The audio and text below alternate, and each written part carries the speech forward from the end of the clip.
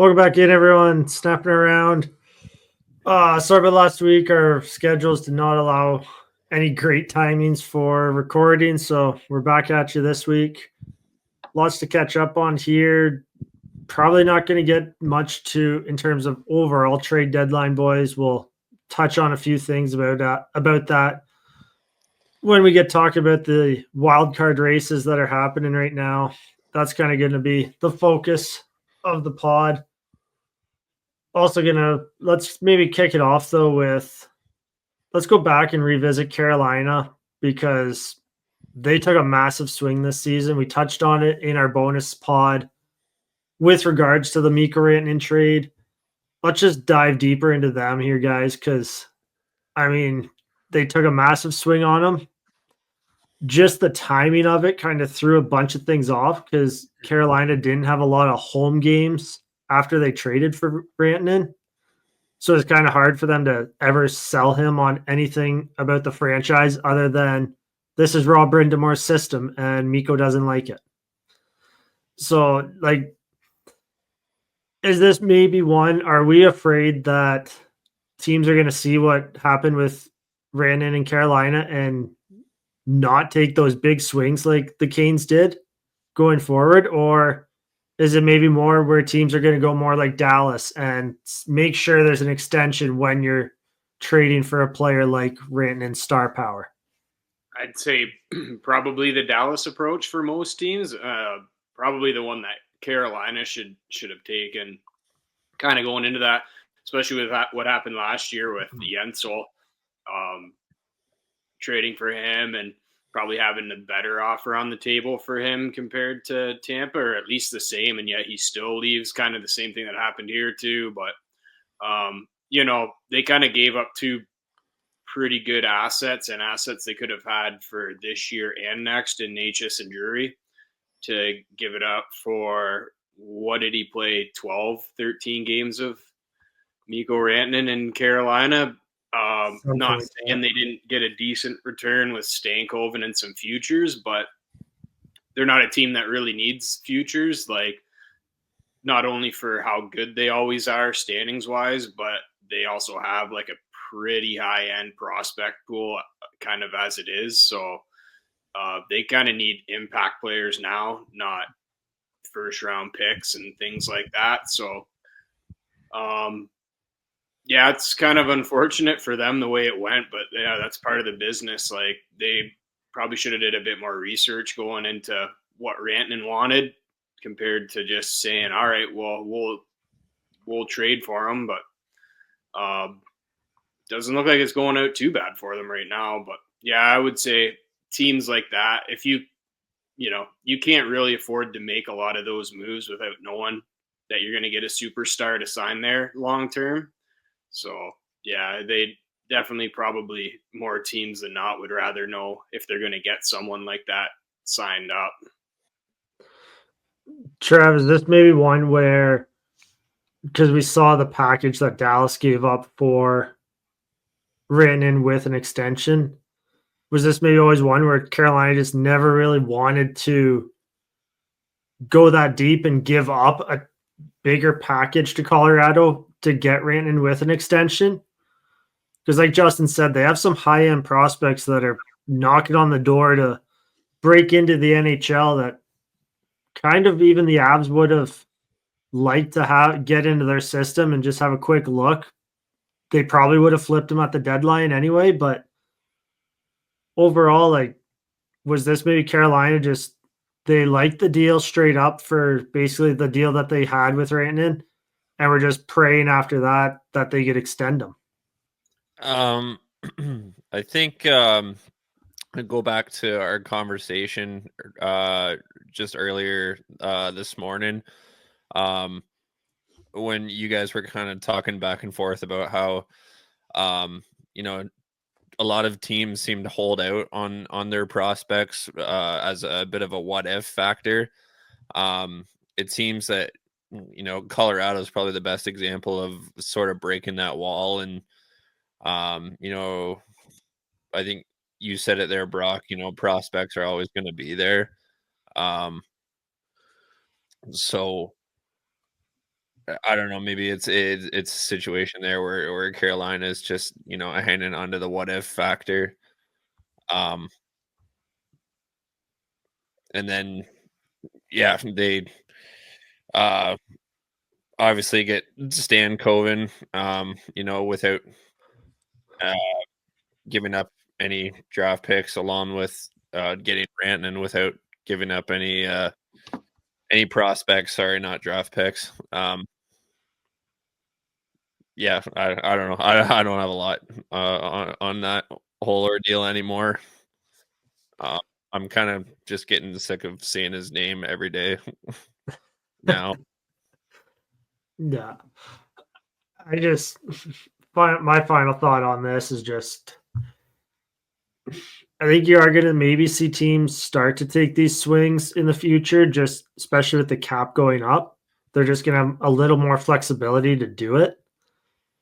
But there is that cautionary tale of making sure or being comfortable with giving up a larger package just to secure the extension is the only thing I'd have to say. Like, again, I go back. I don't think Carolina was comfortable with the package that Colorado probably wanted if they were to allow Carolina to talk to Rantanen about an extension. So that's maybe where the original trade with Rantanen came into effect. There was just Carolina was happy with what they gave up and what they got. It ended up just not working for them.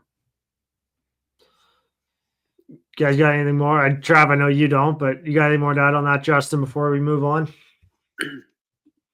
I mean, pretty impressive how Carolina's played since all this has gone down with, bringing in Rantanen leaving. They're 8-2-0 in their last 10. They haven't had the hardest schedule, but, they did beat the Lightning and Jets back-to-back after the trade deadline. That's two pretty good wins. So especially, with the uncertainty of how good we think Washington is or isn't, New Jersey kind of floundering, they could kind of be earmarked for another, Eastern Conference final, even with kind of all of this, roster reconstruction with just one player going on throughout this whole year. Let's not forget, Carolina is still a really good team. Like, they have a strong roster. It's just they're back to relying on Svechnikov and Jarvis as their true game breaker offensive talents. So we'll see if that makes a change this year for them in the playoffs or not. But like you said, we all think Washington's gettable, and New Jersey's hit a bit of a speed bump. So we'll find out in probably about 4 weeks here on just to see what all happens for Carolina in the playoffs. Speaking of playoffs and all that, teams floundering, there's been some pretty big changes to the wildcard races here since Four Nations face-off break resumed. I mean, some of the biggest ones were in the East because Montreal's made up 20 points since February 20th until now, and now sit in that second wildcard spot. And a team like Detroit, who was in that wildcard spot after the break, they've floundered. They've only picked up 11 points in that same span. So we'll start with the East here. What's been your guys' biggest takeaways from this Eastern wildcard race since the NHL got back going since Four Nations? Biggest takeaway.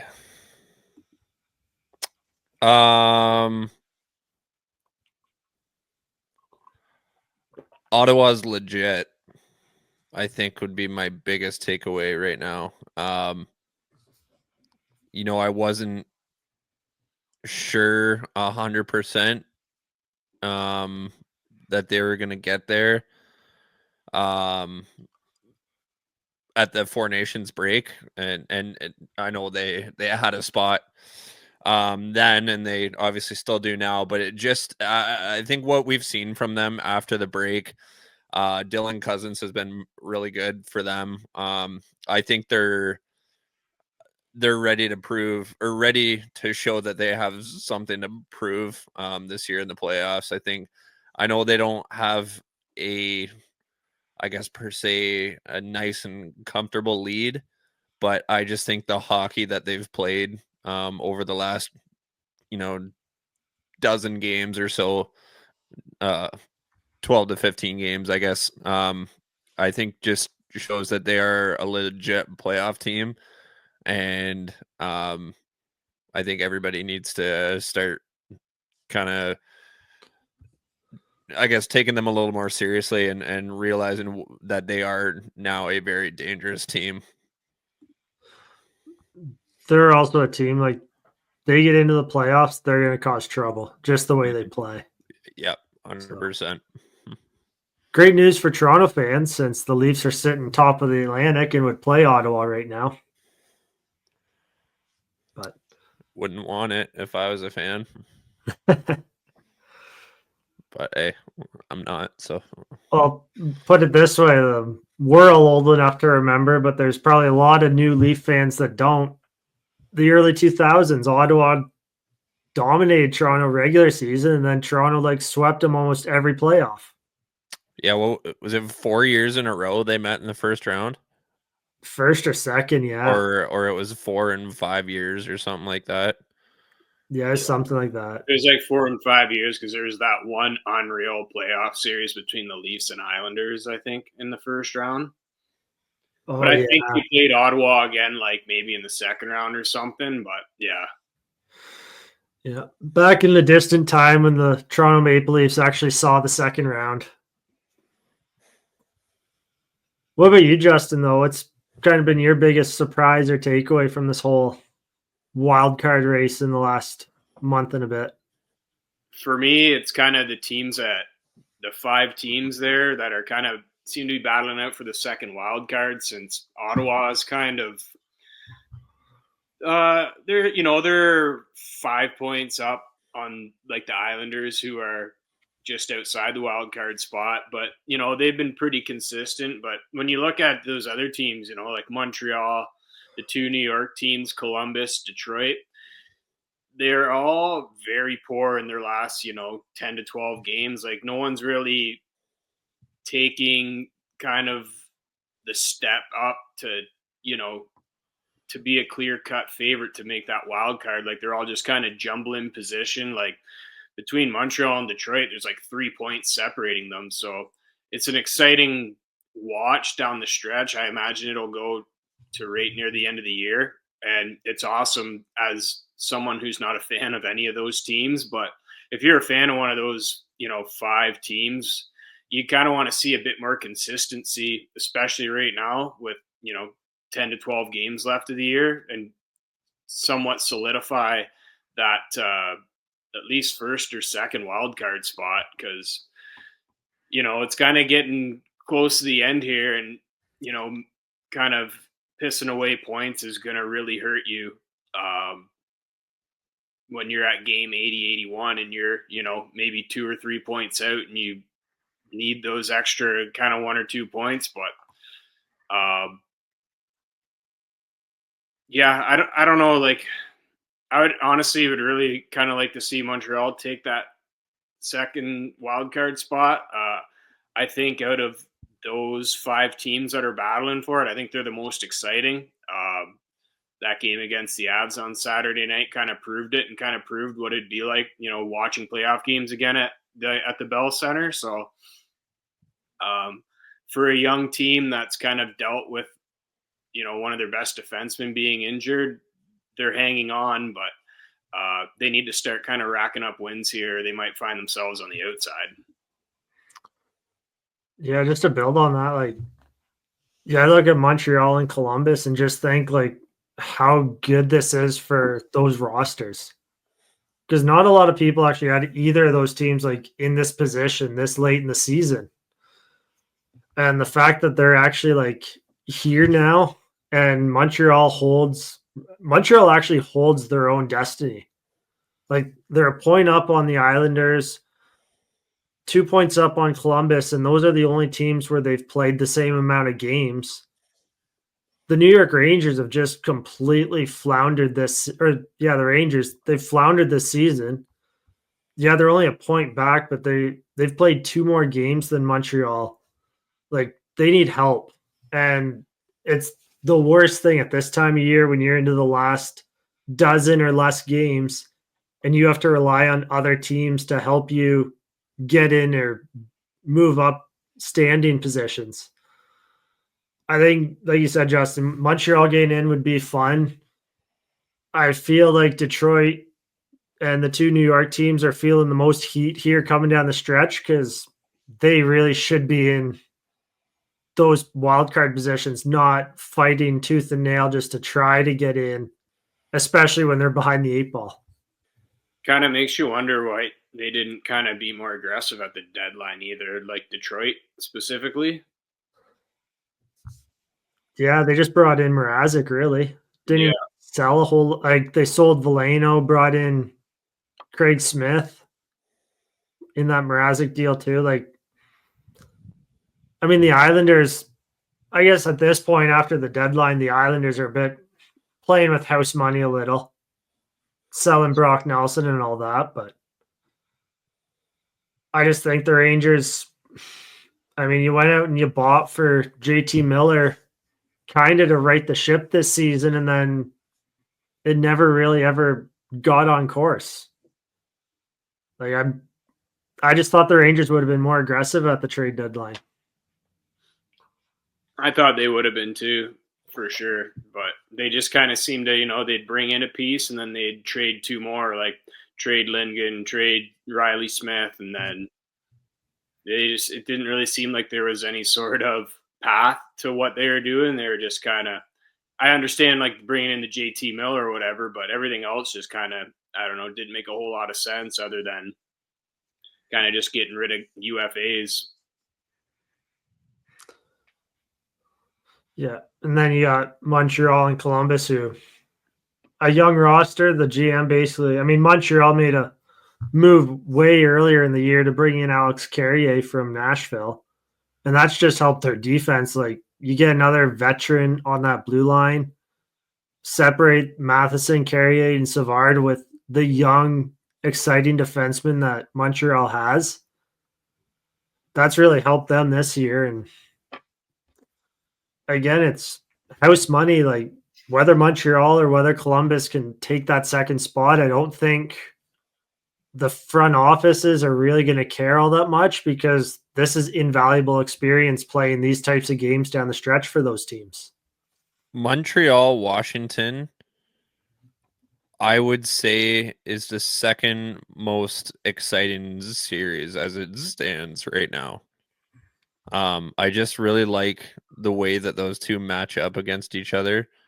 You got, the Caps, who have, I've said it tons of times, have maybe outdone themselves a little bit this year.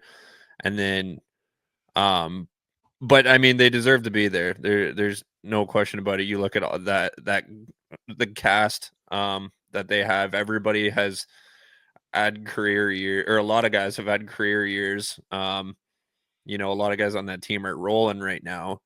And then, you got the Canadians, who, like you said, Brock, nobody really thought would be there.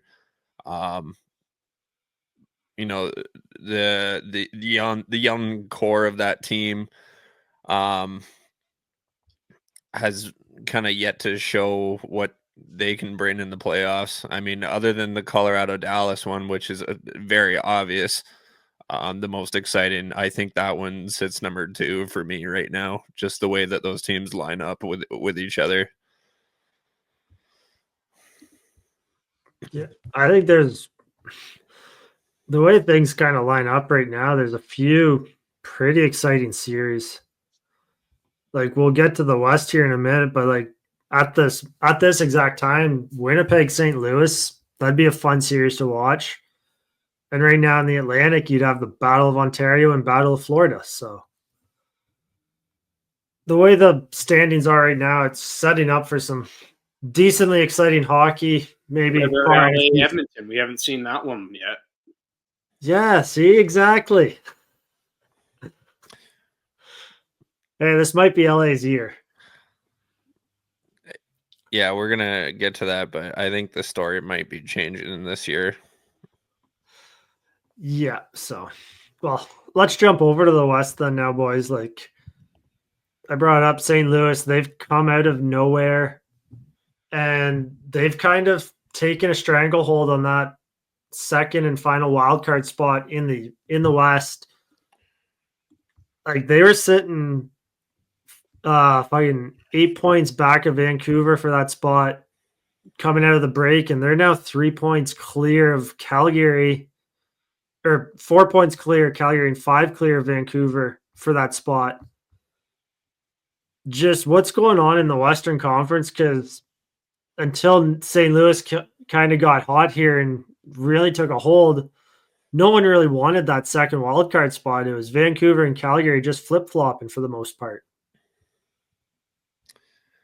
I think I said on one of the episodes a couple weeks ago it was a 4-team race. I think it still is, but in a different aspect. When I said it a couple weeks ago, I thought it was 4 teams fighting for one spot. Now I think it's 4 teams fighting for 2 spots. I think Utah has kind of slipped up in the last week or two here. I just don't see them unless they go on an absolute heater here. I think they're out, even though maybe the points don't suggest that they're totally out. I just don't see them climbing back in with how hot St. Louis is. And, obviously Calgary and Vancouver are going to remain hungry here down the stretch. But I think how much the Wild have slipped up has allowed that first wild card spot to come into conversation now. You mentioned the Blues there too, Brock. I mean, they're playing their cards right because they don't have the games in hand like the other teams do right now, but they are the hottest team in the league right now. And games in hand doesn't necessarily matter when you just keep winning night in and night out like they are. So they are kind of padding their stats a little bit here. And yeah, like I said, they got a 4-point lead on Calgary, but Calgary's got, I believe, 3 games in hand. I might be wrong on that, but yeah, it's 3. So yeah, I still think it's a 4-team race, but just in a different aspect as opposed to when I said it was a couple weeks ago. Yeah, I guess I mean, if you want to even look at it a little bit more too, like St. Louis has even started to put pressure. Like if Colorado decides to slip up and just shit the bed down the stretch, the way St. Louis is going, there's that long shot outside chance they can still claim that 3rd spot in the Central. But like you said, Trav, Calgary has to, like, they have the games in hand. They can overtake St. Louis, but you have to win those games. And St. Louis is doing the winning right now, and they're basically putting the ball in Calgary's court. So, but Justin, like Trav said too, he brought the Wild. The Wild have come into this picture for Calgary and Vancouver, where it's not just 1 but 2 spots that are getting chased down now. Do you think the Vancouver, Calgary have enough in them down the stretch to make a push for at least 1 or both of those spots? I don't think Vancouver does, to be honest with you. I just think the team is too inconsistent and kind of a bit too injured right now. Both Pettersson and Hedl are hurt right now. So, your 1-2 centerman. I don't know if they're out long term or if they're just kind of like a day-to-day sort of thing, but either or, that really kind of hurts them, especially for a team that's kind of been dealing with so much kind of on and off the ice this year. It just seems a little bit different than other teams, like maybe the Wild, that are dealing with significant injuries. That I think it might be a bit too much for them to overcome. Calgary just hasn't really seemed to go away at all this year. And I just think right now they have a better chance at pushing for that final spot. If, if the Blues ever slow down or not, like, I kind of have to wonder how long they can keep this going, or if they're like going to be the Nashville Predators of this year and just kind of go on this insane kind of second half run. It's pretty similar to their second half run from 2019 when they won the Cup too, but not that I really think that it's the same team sort of sense, but the fact they're kind of doing all this without their number one defenseman is pretty impressive. I thought when they lost Parayko that, it was probably just going to be kind of like a lay down, not a lay down, but I just did not think they were going to make it and go on a run like they have. So, they get him back, then they're looking a lot better than what they were a few weeks ago. But yeah, like, to go back to your question, I don't really think Vancouver has it. They did just get Demko back, which is pretty big for them. But I just think Calgary overall probably has a better shot. I think they play better as a group right now. Got a big win last night. Calgary had a nice OT winner. And then I don't know. I don't really see the Wild dropping 6 points out, like dropping 6 points to fall out of this wild card spot. But they need Kaprizov and Eriksson back pretty bad. Because, like Trav said, that they're starting to flounder a little bit. And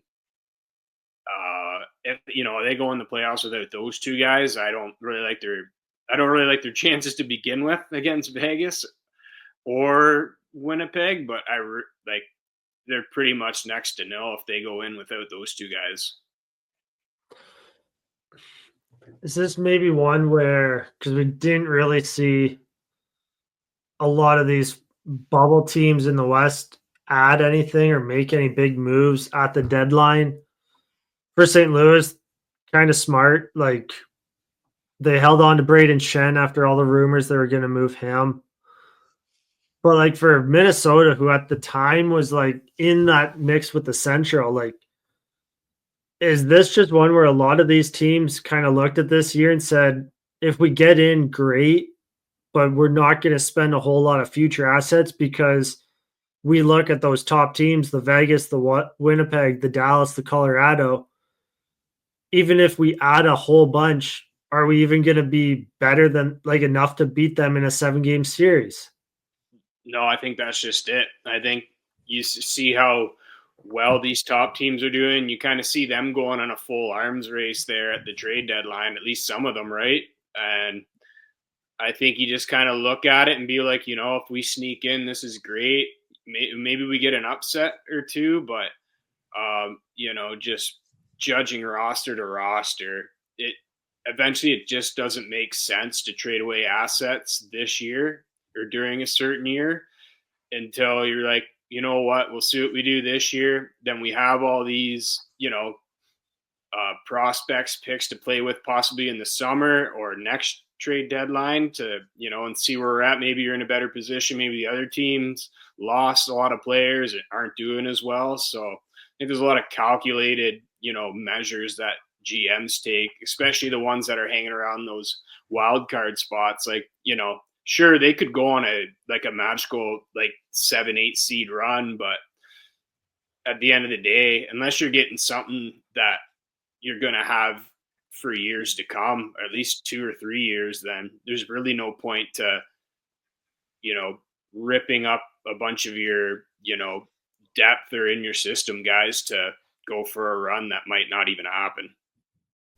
The NHL season has been as predictable as a puck rolling on its edge. No one knows where it's going.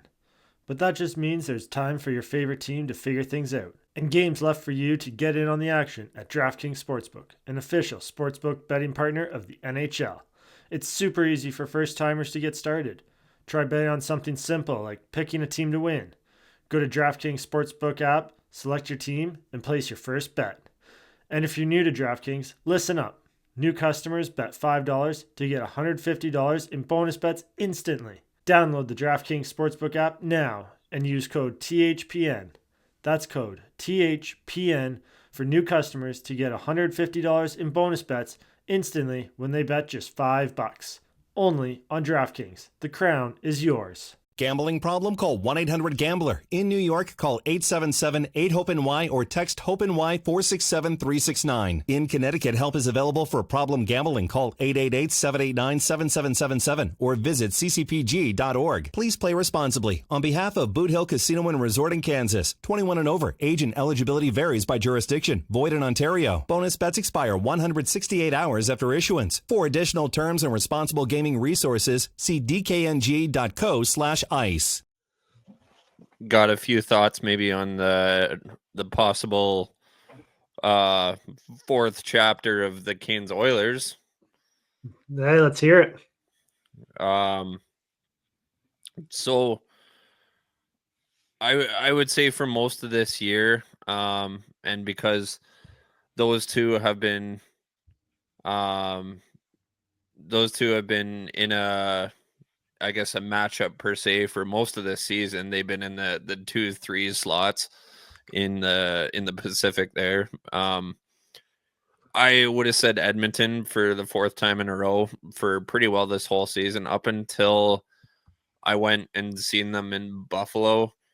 I guess that was maybe 2 weeks ago was when I kind of changed my tune. I just watching them, it just seems like McDavid and Draisaitl are just doing far too much to make something happen. It kind of seems like the old story of Oilers where it's just the two of them, giving the Oilers every sliver of a hope that they have. I don't know. It was a pretty sloppy hockey game all around, but just looking at the way that the LA Kings have played as of late, they leapfrog the Oilers for that second spot. I'm not even convinced that Vegas is going to win this division yet. With how hot the Kings are, they might even come out of this season as division winners. But I just think a lot of these guys that LA has been waiting to kind of flourish is really starting to come to light now, and I think the Oilers are in a lot of trouble. I thought early on in this season that we were going to see the same hunger out of the Oilers in the playoffs that we seen last year, and I just have a hard time believing that that's the case. It just feels much different than the Cinderella story last year. Boy, it's sure like the Oilers could use a couple of young 20-something-year-old players that are doing pretty good in the other division of the Western Conference right now, but that's old news. I've brought that up quite a bit recently to our two Oiler fan friends. Always lighten it up, man. I know we've brought this up, but I said it in a different group chat, and just that was the biggest no-brainer matching offer sheet of all time, and yet they still didn't do it. Yeah. But yeah. Those guys look good, man. Holloway he's finally he's turning into that, that player that kind of thought he was going to be when he got drafted. Yeah, he'd look good on the wing of Draisaitl right now, probably. Too bad they wanted Skinner and Arvidsson. Yeah, but back to your point, Trevor. I do think it's LA's year, and they do have that outside shot of still claiming this division, but I think it's right now it's the fool that bets against McDavid and Draisaitl in the playoffs, because they're still capable enough of dragging this team, because all the Oilers have to do is play competent hockey. They don't even have to play average, just only allow a goal or two when you're on the ice, and McDavid and Draisaitl can carry the team through a series. The thing that, and I 100% agree with you there, Brock. You can't you can never count out those two, dragging the Oilers through the mud. But I think the biggest X factor for me is Stuart Skinner and how he's been far from great. And I think I just think that could be, the downfall of the Oilers in that series. If he's not up to snuff, it doesn't really matter what McDavid and Draisaitl do if they can't get a stop on the other end. LA's got a lot of guys that are sneaky at putting the puck in the net at the right times. So, yeah, it's just hard to say. Yeah, and you look at Edmonton's draft pick depth chart, like they have a 3rd, a 6th, and a 7th this year. Like they don't have a first round pick until 2027. You have to think either that's out the door or you start risking McDavid leaving, because like the noise is going to ramp up, especially the closer July 1st hits. I don't That extension for McDavid's starting to loom big with how the Oilers are playing right now. So I don't think he leaves. I think he retires an Oiler. Yeah. If he leaves, it's going to be like a 2-year deal when he's like 38, 39 to play in Toronto. If he leaves, maybe we'll finally stop hearing about Mikko Rantanen. I like you brought up Skinner, how bad he's been in that potential playoff match, because the other side of things there, Darcy Kemper is having a nice bounce back year, like 210 goals against. I think like almost a 920 save percentage. Like that's better numbers than what he put up with Colorado pretty much. Like when, that year that they won it all too. So it's nice to see, because I was kind of always a fan of his, even in Arizona when he got peppered all the time. And then, he did exactly what the Avs needed him to do, and obviously didn't work out in Washington, but it's nice to see him kind of bounce back here and kind of have a season that we have seen him have before not recent years, but in years past. Goaltending probably will be the X factor in that series. So, do you think the Oilers match up better against Vegas? No. Or do you think that's in equal? I think Vegas is a worse matchup. Equal problem. I think Vegas is worse too, because their defense is way better. Yeah. LA's defense they're going to be good in 3 to 4 years, but they're so young right now. Some of the key parts of it that McDavid and Draisaitl can expose them. Whereas Vegas, you got fucking Theodore and Pietrangelo and McNabb and Hag and just fucking Hannafin. Vegas is pretty scary, especially if they get like fucking any remotely goaltending what they got in their playoff run. I still question Vegas's offense, but that's why. Do you think they're a better matchup, Trev? No, I was just throwing it out there. I'm just starting to really think that LA is really starting to come together. So that's why I asked it. I don't know. If I was an Oilers fan, I don't even know which one I'd want, to be honest. But I do think Vegas is a wagon. I agree with you guys 100% on that. Honestly, at this point, the Oilers fans should maybe just hope for a sweep. Just quick and easy. Don't even delay anything. Just 4 games in, get them out, and just show the front office how bad this roster is. I feel like we should throw something positive in about the Oilers for our friends of the show. Shout out Kevy and JD. Thanks for tuning in, guys. I think they got their first win with both McDavid and Draisaitl out of the lineup. There it is. Hey, maybe that's what it takes is the rest of this roster has to play the rest of the stretch without those two, and that actually wakes everyone up. Everyone's in trouble. This team can win without McDavid and Draisaitl. I don't know if how much it'll matter, but Kane's back skating and Frederick will be back, and Frederick will actually be in the lineup. That's one that I keep forgetting. I keep forgetting that they traded for Frederick at the deadline and that he has yet to make his debut. Because I think that could really go a long way for their depth once he gets into the lineup.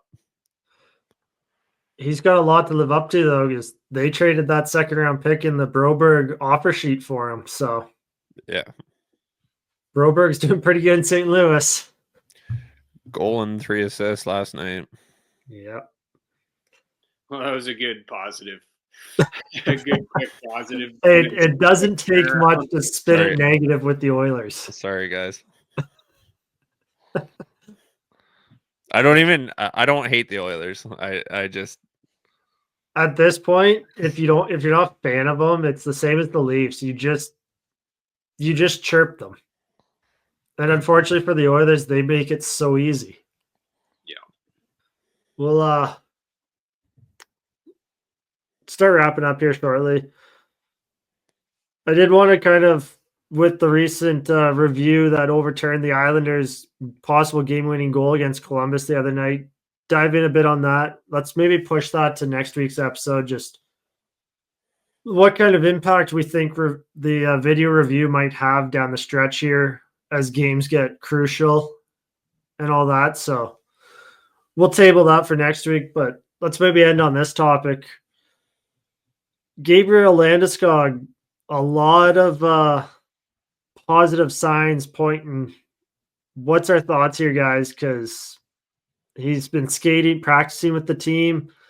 I've yet to see anything that he's taken contact, but just the fact that he's been a regular practice skater with this team over the last week has got to be like a boost to that team's morale. Yeah, for sure. Seeing him, maybe make the biggest push of this whole process, 4 straight practices in a row, looking pretty decent. That's got to be getting the boys kind of fired up right before the postseason here to see their captain maybe making his long-awaited return. Obviously, there's still lots of unanswered questions, and one thing that I've kind of learned in the last week or two, listening to Landeskog interview that he did, kind of discussing the documentary that he released, was he doesn't provide every single little update and all the information that's there, because I think it's just, more or less, he said that's not for everybody to know, and so I kind of like that, instead of being able to pinpoint exactly where he is, you kind of keep the element of surprise a little bit. I've read a lot of comments that say even if he does come back, he ain't going to be anything more than a 4th liner. You can't tell me that having Gabe Landeskog on the 4th line for the playoffs isn't a fucking huge boost for this Avs team. They don't need him to come back and be the super line with McKinnon and Rantanen, the best line in the league 3 or 4 years ago. They don't need him to do that. But if he comes back and he takes on a 4th line role with this team, you can't look me in the eye and tell me that's less valuable than, having one of the other depth guys down there. I mean, and no disrespect to the depth guys on the Avs, but this, and it's going to sound biased, but I truly do believe he is one of the best captains in the league in the way that he carries himself. Listen to how he conducts himself in interviews. You can tell he's an incredibly intelligent person. The recent videos of him practicing gets me pretty fired up. I won't lie. Yeah, you brought up, Trav, the captaincy and just being one of the best. Arguably, you probably put him top 20, maybe even top 10 all time. That's $7 million when if he returns, regardless of where it is in the lineup. That's for the character and just what's the word again? The stuff you don't see on the ice, what Landeskog brings. Like, he brings everything to the bench, to the dressing room. Like, he could play 5 minutes a night for the fucking playoffs, and it's still so much more valuable than him sitting in the press box. So, what's your thoughts on this, Justin? We'll let you have the last word here, because you've kind of been on both sides of the fence this year with everything in regards to Landeskog. I'm excited. I think he's coming back this year. I think it might, like, I don't know if there's a chance that he plays a game or two before the playoffs, but I just think with everything happening, like this documentary just like kind of randomly coming out that no one really knew was happening. Like, now he's traveling with the team. He's practicing like consistently, like day in, day out. Like the way he looks out there, like we've seen him practice. I've seen, I follow it pretty closely. I see clips of him practicing for like a day or two, and then you don't see anything from him for like sometimes weeks, a month at a time, and then you'll kind of see him pop up again. I don't know if, he kind of does this in the shadows too, but, the fact he's there, like he looks like he's giving it quite a bit. No idea on contact if he's taking any of that, but, I think this play, unless, something goes wrong here in the next like couple weeks of him practicing, I have a hard time seeing him not suiting up at least one game this year. Like this year, regular season playoffs, I think he's ready to kind of give it a go just to see, to know, to not go through another summer of like, can I do this? Can I get back to that? Because it's got to be so mentally draining to just kind of wonder if you can go back to playing like your profession. So, and like you said, if he comes back and he's only like a fourth line forward or third line, like whatever, like that's probably just to see if he can do it. That's where he's at. Like next year could be a whole different story, right? Like you never really know with this process, but if he comes back and he's a 5-minute fourth liner, then who cares? Like it adds so much. Like he's going to be effective. Like you can't tell me he wouldn't be more effective than anybody on that line, probably minus Jack Drury. So I'm pumped, man. Like I've been waiting for this for so long. Like I felt so bad for this guy for so long. You can just see it that it's the guys want it so bad. So we get to see him play one more game as an Av. Like I'll be very happy. You touched on it. Like he's gonna play, like barring some freak thing in a practice where it aggravates the injury or whatever for the recovery.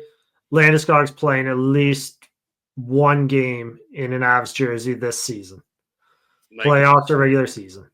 I post these things like other chats too of people that aren't Avs fans, and they kind of all want to see the same thing too. Like, yeah, regardless of kind of who they cheer for, they kind of want to see this guy at least make a return back to the league because it's better when the best players are in it. Like he is up there. Like he said, like he's one of the best captains. Like of course he is. Like he scored 20 or 30 goals a year. He dropped a mitts with anybody that like was trying to cause shit on the ice. Like he did everything that you could ask for as like a top line, second line player. Like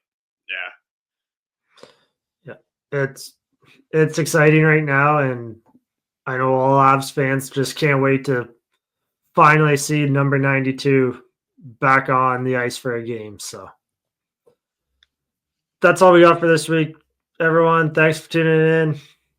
Catch us all next week. Hit like, hit subscribe, leave reviews on Apple Podcasts, Spotify, wherever you listen.